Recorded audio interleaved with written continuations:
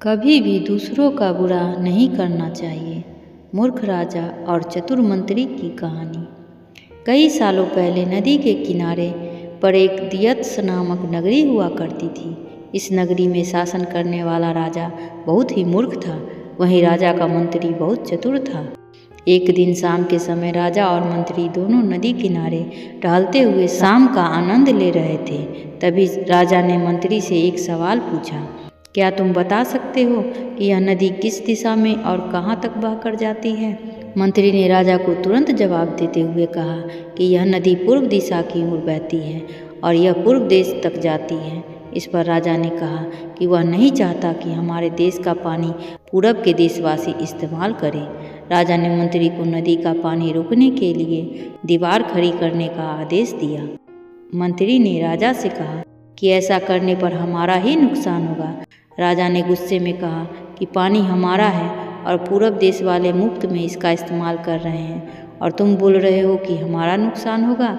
इसमें हमारा कुछ नुकसान नहीं होगा। तुम जल्दी से जल्दी नदी में दीवार बनवाने का काम शुरू कराओ। मंत्री राजा की आज्ञा का पालन करते हुए कारीगरों को बुलाता है और नदी के पास दीवार बनवाने का काम शुरू करवा देता है। नदी में दीवार बनाने का काम तेजी से चलने लगा और कुछ दिनों में दीवार बनकर तैयार हो गई। यह देखकर राजा बहुत प्रसन्न होते हैं, परंतु उनकी मूर्खता के कारण कुछ दिन बाद जब बारिश का मौसम दस्तक देता है तो नदी का पानी पूरे गांव में भरने लगता है। धीरे धीरे पानी लोगों के घरों में घुसना शुरू हो जाता है। इससे परेशान होकर सारे नगरवासी एकत्रित होकर मंत्री के पास आते हैं। मंत्री उन्हें आश्वासन देता है कि वह इस समस्या का हल ढूंढ निकालेगा।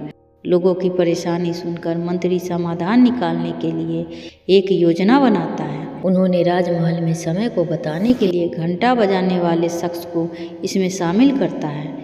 वह समय के अनुसार घंटा बजाता था, जिससे लोगों को समय का पता चलता था। मंत्री ने उससे कहा कि आज तुम प्रति घंटे की बजाय हर आधे घंटे पे घंटा बजाना। उस आदमी ने मंत्री ने जैसा कहा वैसा ही किया। इससे जब सुबह के 3 बज रहे थे तो उसने 6 बार घंटा बजाया। 6 घंटे सुनकर राजा और सभी नगरवासियों को लगा कि 6 बज गए हैं और सुबह हो गई है। राजा उठकर बाहर आता है तो वहाँ मंत्री पहले से मौजूद होता है। बाहर अंधेरा देखकर राजा मंत्री से पूछता है कि अभी तक सूर्योदय क्यों नहीं हुआ है। राजा के सवाल का जवाब देते हुए मंत्री ने कहा, महाराज, प्रातःकाल हो चुकी है, पर हमने पूर्व दिशा वालों के यहाँ पानी को जाने से रोक दिया है, तो शायद इसीलिए उन्होंने हमारे यहाँ सूर्य की रोशनी को आने से रोक दिया है। इसलिए सूर्य उदय तो हुआ है, पर हमारे देश तक रोशनी नहीं पहुँची है। ऐसा लग रहा है कि अब हमारे देश में सूरज की रोशनी कभी नहीं पहुँच पाएगी। यह सुनकर राजा चिंता में पड़ जाता है और मंत्री से पूछता है कि क्या इसका कोई उपाय नहीं है। तब मंत्री उत्तर देता है कि महाराज, अगर आप नदी का पानी छोड़ देते हैं तो हो सकता है कि वो भी सूरज को छोड़ देंगे। इससे राज्य में फिर से रोशनी आ जाएगी। राजा मंत्री को तुरंत नदी की दीवार तुड़वाने का आदेश देता है।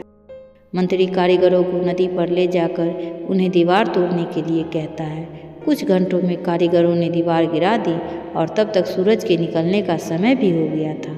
सूर्य उदय हो गया। सूर्य की ललिमा देखकर राजा बहुत खुश हुआ और मंत्री को इनाम देने की घोषणा की। राजा ने मंत्री की तारीफ करते हुए कहा कि तुम्हारे कारण हमारे राज्य में फिर से सूर्य उदय हो पाया है और तुमने हमारे राज्य को अंधकार से बचाया है। इसके बाद मंत्री कहता है कि महाराज, यह तो राज्य के प्रति मेरा फर्ज था। कहानी से सीख, कभी भी दूसरों का बुरा नहीं करना चाहिए और न ही उनकी तरक्की देखकर उनसे जलन की भावना रखनी चाहिए। दोस्तों, आपसे अनुरोध है कि इस तरह की और भी कहानियों को सुनने के लिए वीडियो को लाइक करना और चैनल को सब्सक्राइब करना बिल्कुल ना भूलें। धन्यवाद।